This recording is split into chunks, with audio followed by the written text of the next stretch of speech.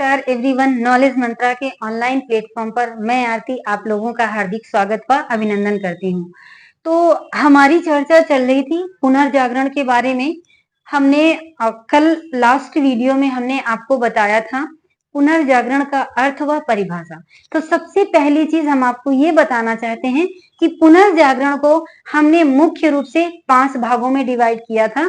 वो क्यों डिवाइड किया हुआ था?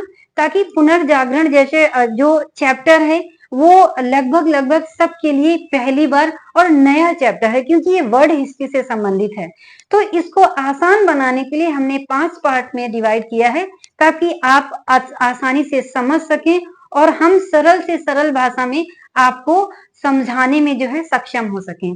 तो सबसे पहली चीज तो पुनर्जागरण की परिभाषा क्या थी, हमने इसके बारे में जाना। पुनर्जागरण शब्द का प्रयोग सबसे पहले किसने किया था? तो किसने किया था? हमने आपको बताया कि वैसारी ने सर्वप्रथम पुनर्जागरण शब्द का प्रयोग किया था। और पुनर्जागरण किस भाषा से निकला है? तो ये फ्रांसीसी भाषा का शब्द है, जो कि रेनेसा से बना है। रेनेसा का हिंदी रूपांतरण है। तो ये कौन सी रेनेसा जो है किस भाषा का शब्द है? तो ये फ्रांसीसी भाषा का शब्द है। ठीक है। अब इसके बाद में जो दूसरा पार्ट था, तो दूसरे पार्ट में अगर आपने लास्ट वीडियो देखा होगा तो जो दूसरा पार्ट था तो वो था मैप या मानचित्र। कि मैप के माध्यम से हम आपको ये समझाने की कोशिश कर रहे हैं कि ये जो पुनर्जागरण हुआ था ये कहाँ पर हुआ था, किस महाद्वीप में हुआ था और किस देश में हुआ था, किस महाद्वीप के अंतर्गत ये देश आता है। तो सबसे पहली चीज तो हम ये जानने की कोशिश करेंगे कि ये जो महाद्वीप हैं ये कितने हैं। आई होप आपको पता होगा कि महाद्वीपों की संख्या कितनी है। अगर नहीं पता है तो मैं ये मैप इसीलिए लेकर के आई हूँ ताकि आपके अध्ययन में जो है ये हम और आसान बना सकें, सारे महाद्वीपों के बारे में बताकर। फिर इसके अंतर्गत किस महाद्वीप के अंतर्गत इटली आता है और किस शहर में, ये इटली के किस शहर में पुनर्जागरण हुआ, इसके बारे में हम आपसे चर्चा करने वाले हैं। तो सबसे पहले हम इस मैप के माध्यम से आपको बताना ये चाहते हैं कि जो महाद्वीप हैं वो कौन कौन से हैं। तो ये जो महाद्वीप है तो ये यहाँ से लेकर ये जितना पूरा है तो ये कौन सा है? ये एशिया महाद्वीप है। ठीक है, ये क्या है? एशिया महाद्वीप है। और इसके नीचे क्या है? ये ऑस्ट्रेलिया महाद्वीप है। फिर इसके बाद में ये अफ्रीका महाद्वीप है और एशिया के जस्ट बगल में कौन सा है? यूरोप महाद्वीप है। इसके बाद में ये है उत्तरी अमेरिका और ये पड़ता है क्या? दक्षिणी अमेरिका। ये क्या है? ये महाद्वीप हैं। इन महाद्वीपों के माध्यम से हम आपको बताना ये चाहते हैं कि महाद्वीप, ये जो महाद्वीप है तो इस महाद्वीप के अंतर्गत किस किस महाद्वीप के अंतर्गत कौन कौन से देश आते हैं, ये आपके लिए जानना अत्यंत आवश्यक है। तो आप सभी जानते हैं कि पुनर्जागरण कहाँ पर हुआ? इटली के फ्लोरेंस शहर में हुआ। शायद एग्जामिनर आपसे पूछ लेगा कि किस महाद्वीप पर हुआ, तो आपने सिर्फ और सिर्फ रट रखा है देश, लेकिन उसने पूछ क्या लिया? महाद्वीप। आप इसी जगह फंस जाते हैं। तो ये जो इटली है ये यूरोप महाद्वीप के अंतर्गत आता है। कौन से? यूरोप महाद्वीप के अंतर्गत आता है। लेकिन ये इतना छोटा छोटा है कि आपको दिखने ये आसानी से डिस्प्ले नहीं हो रहा होगा, लेकिन उसकी भी हमने अरेंजमेंट किया हुआ है। सिर्फ और सिर्फ यूरोप महाद्वीप को हम आपके समक्ष लेकर के आएंगे और उसके बारे में डिटेल से जो है चर्चा करेंगे। तो सबसे पहले हम एक शिक्षण विधि का प्रयोग करते हैं। क्या? ज्ञात से अज्ञात की ओर। ज्ञात से अज्ञात की ओर यानी कि आप जानते क्या है? अपने प्यारे भारत के बारे में जानते हैं। ठीक है, अपने प्यारे भारत के बारे में जानते हैं। तो हम आपको यहीं से समझाने की कोशिश करते हैं और स्टार्ट यहीं से करते हैं। तो ये क्या है? भारत है। भारत के थोड़ा सा जस्ट बगल में जो है पाकिस्तान है, जिससे आप लोग बहुत अच्छे से परिचित हैं। फिर इस पाकिस्तान के जस्ट ऊपर क्या है? अफगानिस्तान। क्लियर हुआ? अब इस अफगानिस्तान के जस्ट बगल में क्या आता है? ये ईरान आता है। ठीक है, अब इस ईरान के थोड़ा सा ऊपर और बगल में ये क्या आता है? इराक आता है। अब इराक के जस्ट ऊपर क्या है, टर्की है। ठीक है, ये आपको बहुत कंसंट्रेट होने की जरूरत है। और ये अगर आपने हर एक देश की स्थिति का अगर पता कर लिया तो आपके लिए ये पुनर्जागरण समझना बहुत आसान हो जाएगा। क्लियर हुआ? अब इसके बाद में हम कहां पर पहुंचे, इंडिया से पाकिस्तान, अफगानिस्तान, ईरान, इराक और इसके बाद में टर्की।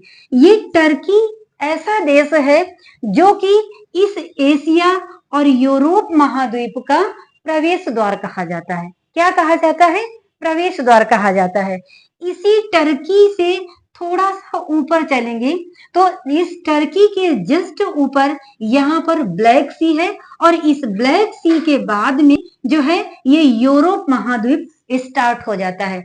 इसी यूरोप महाद्वीप के अंतर्गत ये जो है नीचे का पार्ट जो है अभी आपको शो नहीं कर रहा होगा, मैं दूसरा मैप आपके समक्ष लेकर के आ रही हूँ जिसमें वो क्लियर दिख रहा है। ठीक है, तो इसी के अंतर्गत ये क्या आता है, ग्रीक आता है और इस ग्रीक के अंदर जो है एथेंस स्थित है। ठीक है, तो अभी हम यूरोप महाद्वीप का मैप लेकर के आ रहे हैं और उसके अंतर्गत हम आपको कि ये आपके समक्ष यूरोप महाद्वीप है स्थित है। ठीक है, तो इस यूरोप महाद्वीप के अंतर्गत हमने क्या बताया था कि टर्की के जस्ट ऊपर ये जो ऊपर वाला पार्ट है ये कौन सा है, ये ब्लैक सी है। ये सारा जो है कौन सा है, ये ब्लैक सी के नाम से जाना जाता है।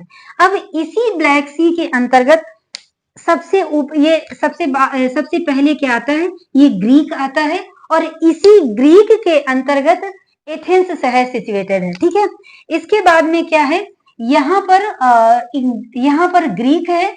इसके बाद में अगर हम बात करते हैं कि ये जो है पुर्तगाल की स्थिति है, यहाँ पर क्या है, ये स्पेन है। यहाँ पर क्या पाया जाता है, फ्रांस पाया जाता है। इसके बाद में यहाँ पर स्विट्जरलैंड है, ये है ऑस्ट्रिया। ठीक है, ये क्या है, ऑस्ट्रिया है। इसके बाद में ये क्या है, जर्मनी है। ठीक है, इस तरह से यहाँ पर क्या है, ये जर्मनी है और ये क्या है, डच है। ठीक है, अब सबसे इंपॉर्टेंट चीज क्या है आपके लिए समझना कि ये जो इटली है, ग्रीक के थोड़ा सा बगल में आते हैं, ये क्या है, इटली है। तो आपको इटली की स्थिति समझनी है कि इस इटली जो है यूरोप महाद्वीप में कहां पर स्थित है, क्योंकि इस इटली के अंतर्गत ही फ्लोरेंस शहर आता है जहां पर पुनर्जागरण हुआ था। ठीक है, क्लियर हुआ ना? तो इस तरह से इटली का जो फ्लोरेंस शहर है ये क्या हुआ था, यहाँ पर पुनर्जागरण हुआ था। अभी अगर आप लोगों को समझ में नहीं आ रहा है तो आप लोगों को ये हम सजेस्ट करना चाहते हैं कि आप कोई भी वर्ल्ड मैप ले लीजिए और उसके माध्यम से, उस वर्ल्ड मैप के माध्यम से जो यूरोप महाद्वीप के अंतर्गत जो जो देश हैं उनकी सिचुएशन के बारे में, उनके जो स्थिति के बारे में कि कौन सा देश कहां पर स्थित है उसके बारे में आपका जानना अत्यंत आवश्यक है। ठीक है, तभी आपको पुनर्जागरण या वर्ल्ड हिस्ट्री में आपको बार बार जरूरत पड़ेगी इन सारे देशों की स्थिति के बारे में पता करने के लिए। तो आपके लिए यही सजेस्ट करें कि आप कोई वर्ल्ड मैप ले लीजिए और उसको आप डेली एक बार ये जानने की कोशिश करें कि कौन सा देश कहां पर स्थित है। क्लियर हुआ? तो इस तरह से हमने आपको समझाने की कोशिश किया कि कैसे कैसे किस महाद्वीप में इटली स्थित है और इटली के अंतर्गत जो भी देश हैं वो कौन कौन से हैं, इसके बारे में हमने आपको बताया। ठीक है, अब इसके बाद में अब हम चलते हैं, ये मैप के माध्यम से हमने आपको बताया कि कहां पर जो यूरोप महाद्वीप के अंतर्गत जो जो देश आते थे उनके बारे में हमने आपसे डिस्कशन किया। ठीक है, अब हम स्टार्ट करते हैं तीसरा पार्ट। पहला पार्ट हमने कंप्लीट किया और दूसरा पार्ट कंप्लीट किया। अब तीसरा पार्ट क्या था, तो तीसरा पार्ट था पुनर्जागरण के कारण।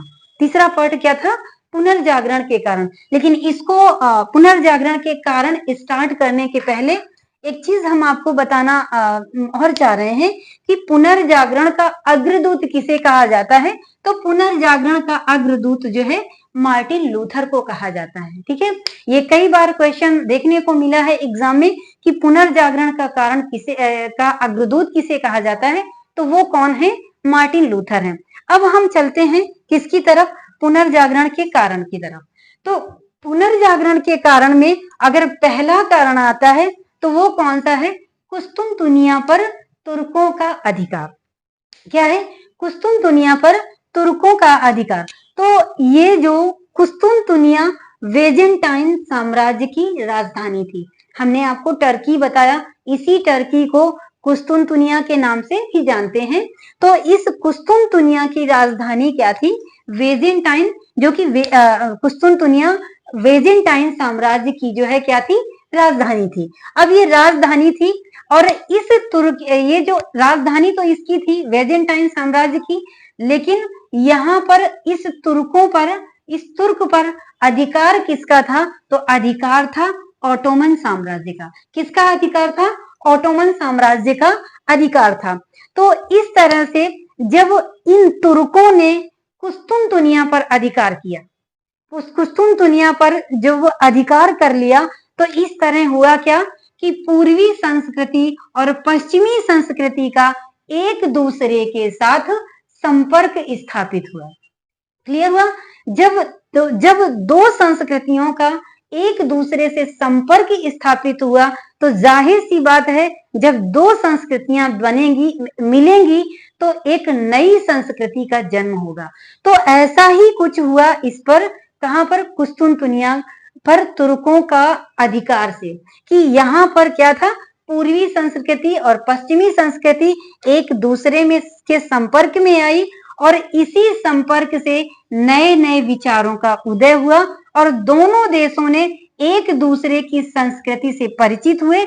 इस तरह दोनों संस्कृतियों के मिलन से नई विचारधारा का जन्म हुआ। तो इस तरह से पहला कारण क्या था पुनर्जागरण का? तो कुस्तुनतुनिया पर तुर्कों का अधिकार। आई होप आप बहुत अच्छे से समझ गए होंगे। अब दूसरा नंबर क्या आता है? दूसरा नंबर आता है धर्म युद्ध। दूसरा नंबर धर्म युद्ध आता है, जो कि पुनर्जागरण में के कारण में बहुत इंपॉर्टेंट रोल प्ले करता है। वो कैसे प्ले करता है, आपसे हम इसके बारे में भी डिटेल से चर्चा करने वाले हैं। तो आइए, उसका धर्म युद्ध कारण कैसे बनता है? तो इस धर्म युद्ध को क्रूसेड के नाम से भी जानते हैं। किस नाम से जानते हैं? क्रूसेड के नाम से। तो सबसे पहले हमारे लिए जानना आवश्यक ये हो जाता है कि धर्म युद्ध कहां पर हुए? तो धर्म युद्ध जो है यरूशलेम में हुआ। कहां पर हुआ? यरूशलेम में हुआ। और कब हुआ? अगर समय की बात पूछता है तो 11वीं सदी से 13वीं सदी के बीच में जो है धर्म युद्ध हुए। वो कहां पर हुए? यरूशलेम में हुए। तो यरूशलेम में एक तरफ थे ईसाई और दूसरी तरफ थे कौन? मुस्लिम। तो इन मुस्लिमों ने क्या किया? ईसाइयों पर आक्रमण किया। हमने आपको बताया था कल के वीडियो में कि जो ईसाई थे, ये जो है चर्च पर क्या थी? इनका जो पवित्र स्थल होता था वो क्या होता था? चर्च होता था। तो मध्यकाल में चर्च जो कह देता था, पब्लिक को यानी कि जनता को उनकी बातों को स्वीकार ही करना पड़ता था, चाहे वो सही हो या फिर गलत हो। तो जब इन मुस्लिमों ने यानी मुसलमानों ने ईसाइयों पर अटैक किया तो चर्च की जो है पराजय हुई और ये क्या हुए? मुसलमान जो है विजित हो गए। क्या हुए? मुसलमान जो है विजित हो गए। जब मुस्लिमों ने ईसाइयों पर अटैक किया तो यहाँ पर जो है बहुत सारे विद्वान थे, इनकी बहुत सारी पांडुलिपियां थी। तो जब मुस्लिमों ने जब इन पर अटैक किया तो इन लोगों ने क्या किया? जाहिर सी बात है कि जब मुस्लिम जीत गए तो इन लोगों ने क्या किया कि चर्च की बातों को मानने से इनकार कर दिया और चर्च के विरोध में आ गए। कौन? ये मुस्लिम लोग। जब चर्च के विरोध में आ गए तो यहाँ पर क्या हुआ कि चर्च को ये लगा कि आज तक चर्च की बातों को किसी ने विरोध नहीं किया है और चर्च ने जो बोला है उसको हूबहू जनता ने उसको स्वीकार किया है, लेकिन ये मुस्लिम ही अकेले थे ऐसे अटैक करने के बाद में इतना ज्यादा ये प्रभावित हुए कि इनके विरुद्ध यानी कि चर्च के विरुद्ध खड़े हुए, यानी कि धर्म के विरुद्ध खड़े हुए। तो ये इनको एक्सेप्ट नहीं हुआ। किसको? चर्च को। जब इनको एक्सेप्ट नहीं हुआ तो क्या स्टार्ट हो गया? यहाँ पर धर्म युद्ध की जो है स्थिति बन गई। तो इस तरह से जो पुनर्जागरण का एक कारण क्या हुआ, मुख्य कारण कौन सा था, तो इस धर्म युद्ध को भी हम मानते हैं। ठीक है, तो आई होप आप इसको भी समझ गए होंगे कि धर्म युद्ध किस तरह से इसका कारण बना, पुनर्जागरण का कारण बना।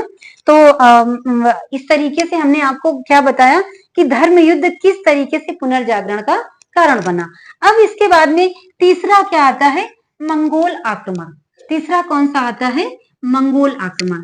अब ये मंगोल आक्रमण कैसे कारण बना पुनर्जागरण के लिए, तो मंगोल, जैसे कि आप प्राचीन समय में, आप प्राचीन समय से ही आप पढ़ते चले आए हैं कि मंगोलों के आक्रमण, बहुत सारे आक्रमण भारत में भी हुए हैं और भारत में ही नहीं अन्य देशों में भी हुए हैं। ठीक है, अन्य देशों में हुए हैं। तो इस तरह से मंगोलों का जो एक सरदार था कुबलई खान, कौन सा था, कुबलई खान था। इसने जो है अपने दरबार में बहुत सारे विद्वानों को जो है क्या कर रखा था, आश्रय दे रखा था। तो इन्हीं सारे विद्वानों में से कौन सा था, एक विद्वान था मार्को पोलो, जिसका आप लोगों ने इतिहास में नाम सुना होगा मध्यकाल में, जो कि आप इसके नाम से बहुत अच्छे से परिचित होंगे, मार्को पोलो से। तो ये जो कुबलई खान के दरबार में कौन रहता था, मार्को पोलो। तो ये जब कुबलई खान यानी कि मंगोल जो है आक्रमण करते थे, तो मंगोल जब आक्रमण करते थे एक देश से दूसरे देश पर, तो ये विद्वान भी इनके साथ जाते थे। तो ये विद्वान क्या करते थे, ये तो वैसे भी जो है एक तरीके से दार्शनिक होते थे। तो ये जो है एक देश से दूसरे देश से संपर्क में आते थे, वहां की अच्छाइयों को अपने साहित्य के माध्यम से जो है उकेरते थे। तो अपने द्वारा लिखे गए साहित्य में जो दूसरे देश संपर्क में आते थे, वहां की अच्छाइयों के बारे में, वहां की भौगोलिक खोजों के बारे में अपनी पुस्तकों में के माध्यम से जो है लोगों तक पहुंचाते थे। तो जहां जहां पर भी मंगोलों के आक्रमण हुए, तो जो विद्वान थे यानी कि मंगोल थे, उस आक्रमण से भी प्रभावित हुए, जो कि पुनर्जागरण का सबसे बड़ा कारण बना। क्लियर हुआ। अब इसके बाद में चौथा नंबर कौन सा आता है, भौगोलिक खोज। चौथा नंबर क्या है, भौगोलिक खोज है। हमने इसके पहले क्या जाना, पहला नंबर है कुस्तुनतुनिया पर तुर्कों का अधिकार, दूसरा नंबर क्या है, धर्म युद्ध, तीसरा नंबर क्या है, मंगोलों का आक्रमण। अब चौथे नंबर की हम डिटेल से चर्चा कर रहे हैं आपके साथ। तो चौथा नंबर क्या है, भौगोलिक खोजें। भौगोलिक खोजों के अंतर्गत जो हम आपको बताना ये चाहते हैं, हमने आपको बताया क्या था, मैप के माध्यम से आप मैप में पहुंचिए मानसिक रूप से। तो आप अगर टर्की पहुंच गए हैं, तो ये टर्की को हमने आपको बताया क्या था कि एशिया और यूरोप का प्रवेश द्वार था। क्या था, ये टर्की था एशिया और यूरोप का प्रवेश द्वार। तो ये जब प्रवेश द्वार था, इस पर टर्की पर जो है ये जो स्थल मार्ग यहाँ से जो है व्यापार होता था, यहाँ पर अरबों का अधिकार हो गया। तो यहाँ पर जब अरबों का अधिकार हो गया, तो इन लोगों ने क्या किया कि जो व्यापारिक मार्ग था उसको बंद कर दिया। तो जब व्यापारिक मार्ग बंद कर दिया, तो यूरोप और भारत के साथ जो व्यापार होता था वो बंद हो गया। जो कि जब बंद हो गया, तो जो यूरोप के लोग थे, तो इन लोगों ने नई नई खोजें की, भौगोलिक खोजें की, जैसे कुतुब नुमा यंत्र का प्रयोग किया या आविष्कार किया, नए नए रास्तों की खोज की, कि इसके अलावा कई समुद्रिक रास्तों की खोज की, कि सामुद्रिक रास्ते के द्वारा हम भारत के साथ व्यापार करेंगे। तो इस तरह से कई सारे लोग थे, जिनमें कि सबसे पहले आते हैं पुर्तगाली शासक हेनरी द नेविगेटर। ये खुद अभियान पर निकले और नए नए भौगोलिक खोजें की। और दूसरा कौन आता है, बार्थोलोमोडियास। बार्थोलोमोडियास ने जो है नए समुद्री मार्ग की खोज की। ये कहाँ तक पहुंचे थे, ये अफ्रीका के पश्चिमी तट तक पहुंचे थे। ये जो कि केप ऑफ गुड होप तक ये जो है जो सामुद्रिक रास्ता था, यहाँ तक खोज करते करते पहुंच गए थे। बार्थोलोमोडियास के बाद में नंबर आता है वास्को डी गामा का। ये वास्को डी गामा को ये पता चल गया था कि अफ्रीका के पश्चिमी तट तक, यानी कि केप ऑफ गुड होप तक जो सामुद्रिक रास्ता है उसकी खोज हो चुकी है, वहां तक कोई समस्या नहीं होगी, इसके आगे का रास्ता खोजना है। तो इसी केप ऑफ गुड होप के माध्यम से जो वास्को डी गामा थे, ये कालीकट बंदरगाह पहुंचे, जो कि भारत में है। ठीक है। इसके बाद में इसी दौरान कोलंबस ने भी अमेरिका की खोज की थी। तो इस तरह से ये जो टर्की था, ये अगर टर्की का रास्ता अरबों ने अगर बंद नहीं किया होता, तो शायद ये इतनी इंपॉर्टेंट भौगोलिक खोजें और सामुद्रिक रास्तों की खोज करना आसान नहीं था, या लोगों के मन में इस तरीके का विचार नहीं आता। कहते नहीं है कि आवश्यक का आविष्कार की जननी होती है। तो रास्ता ब्लॉक कर दिया अरबों ने, तभी तो इन लोगों के मन में आया ना कि हम सामुद्रिक रास्ते से हम भारत के साथ व्यापार करेंगे। क्लियर हुआ? तो इस तरह से भौगोलिक खोजें भी पुनर्जागरण का बहुत बड़ा कारण बनी। इसके बाद में क्या आता है? 5वें नंबर पर आता है प्रिंटिंग प्रेस। तो प्रिंटिंग प्रेस के बारे में भी एक बहुत इंटरेस्टिंग स्टोरी है। वो क्या है कि हमने आपको बताया क्या है कि पुनर्जागरण कब हो रहा है? 15वीं शताब्दी में। इसके पहले जो है प्रिंटिंग प्रेस का प्रयोग नहीं हुआ था। जानकारी थी, लेकिन इतना ज्यादा मात्रा में इसका प्रयोग जो है नहीं हो पा रहा था। लेकिन जब प्रिंटिंग प्रेस का जब 15वीं शताब्दी में प्रयोग हुआ, इसके पहले जो जो धार्मिक ग्रंथ थे, जैसे ओल्ड टेस्टामेंट हैं और बाइबिल हैं, ये ऐसी पुस्तकें थी जिसके माध्यम से जो चर्च के पादरी लोग थे, इन पुस्तकों की गलत व्याख्या कर रहे थे और गलत व्याख्या करते थे और लोगों को डराते थे। वो डराते क्या थे? वो ये डराते थे, इस तरीके की बातों से डराते थे कि जो राजा है वो ईश्वर का प्रतिनिधि है, ईश्वर द्वारा भेजा गया प्रतिनिधि है, और वो जो बात चाहे सही कहे या गलत कहे, जनता का ये कर्तव्य है कि उसकी बातों को माने। किसकी बातों को? राजा की बातों को माने, उस पर कोई हस्तक्षेप ना करे कोई भी आम नागरिक। और उस समय क्या था? प्रिंटिंग प्रेस का आविष्कार नहीं हुआ था, यानी कि इसका इतना प्रयोग नहीं बढ़ा था। तो इतनी ज्यादा पर्याप्त मात्रा में बाइबिल और ओल्ड टेस्टामेंट की प्रतियां नहीं थी जो कि आम जनता तक पहुंच सके, और उन प्रतियों की इन चर्च के पादरियों द्वारा गलत व्याख्या किया जा रहा था, और धर्म का नाम लेकर के जो है लोगों को डराया जा रहा था कि बाइबिल में ऐसा वर्णन नहीं किया गया है। लेकिन जब प्रिंटिंग प्रेस का आविष्कार हुआ 15वीं शताब्दी में, प्रिंटिंग प्रेस का आविष्कार हुआ, कागज का अधिक मात्रा में प्रयोग बढ़ा, तो इन ओल्ड टेस्टामेंट और बाइबिल की प्रतियों को ज्यादा से ज्यादा छपाई की गई और लोगों तक इनकी प्रतियों को पहुंचाया गया। लोगों ने इनकी प्रतियों का, इन पुस्तकों का अध्ययन किया, तब वो वास्तविकता से वाकिफ हुए कि आखिरकार उनको पादरी लोग कितना अंधेरे में रख रहे थे, और उस जो बाइबिल और ओल्ड टेस्टामेंट का कितने गलत तरीके से व्याख्या कर रहे थे। तो इस तरीके से इन लोगों ने क्या किया कि चर्च का इन लोगों ने विरोध किया, और इन लोगों के अंदर जो है पुनर्जागरण की भावना बलवती हो गई। तो इस तरह से जो है प्रिंटिंग प्रेस के आविष्कार ने भी पुनर्जागरण का एक बहुत बड़ा कारण बना। आई होप आप बहुत अच्छे से समझ गए होंगे। अब इसके बाद में 6वां नंबर क्या आता है? व्यापार व वाणिज्यवाद। तो व्यापार व वाणिज्यवाद ने भी जो है पुनर्जागरण का एक पुनर्जागरण के कारण में बहुत इंपॉर्टेंट रोल प्ले किया। वो कैसे इंपॉर्टेंट रोल प्ले किया, आइए हम आपसे चर्चा करते हैं। तो सबसे पहली चीज हम जानेंगे कि हमने आपको क्या बताया है कि भारत के साथ यूरोप का व्यापार जो है 3 मार्गों से हुआ करता था। वो 3 मार्ग कौन कौन से थे? एक था स्थल मार्ग, दूसरा था लाल सागर, और तीसरा था फरस की खाड़ी। स्थल मार्ग जो था वो भारत, पाकिस्तान, अफगानिस्तान, अरब, इराक, ईरान, इस तरीके से होता था। तो लेकिन यहाँ पर अधिकार कर रखा था अरबों ने, तो यहाँ से व्यापार करना आसान नहीं था।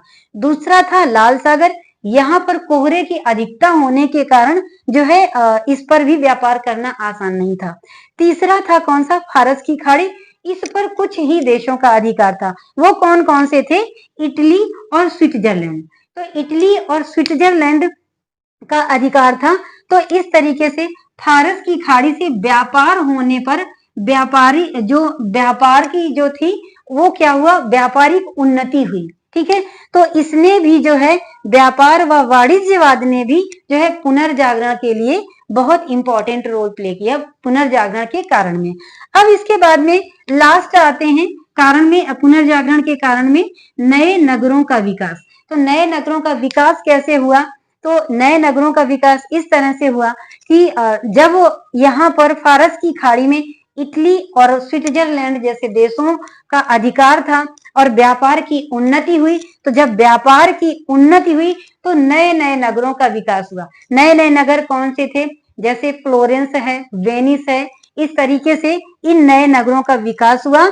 जहां पर फ्लोरेंस जैसे शहर का विकास हुआ, किसमें, पुनर्जागरण के कारण में इन्होंने जो है बहुत इंपॉर्टेंट रोल प्ले किया, किसने, नए नगरों के विकास में। ठीक है, तो इस तरह से हमने आज जाना क्या कि पुनर्जागरण के कारण कौन कौन से थे और उस कारणों में से सबसे जो महत्वपूर्ण कारण थे वो हम आपके समक्ष लेकर के आए। तो आज बच्चों इतना ही, और नेक्स्ट डे हम नए वीडियो के साथ आपके समक्ष उपस्थित होंगे। लेकिन जाने के पहले आपसे ये जरूर कहेंगे कि आप हमारे चैनल, आपको अगर हमारा वीडियो अच्छा लगता है तो आप हमारे चैनल को सब्सक्राइब करें, और जिन लोगों ने सब्सक्राइब कर लिया है वो ज्यादा से ज्यादा शेयर करें, क्योंकि ये वीडियो बनाने में बहुत मेहनत लगती है। और अगर आप एक भी शेयर करेंगे तो हमारे लिए बहुत ज्यादा ऊर्जावान हो जाता है आपका एक शेयर। ठीक है, तो आप मिलते हैं कल नेक्स्ट वीडियो के साथ। आज के लिए इतना ही, धन्यवाद।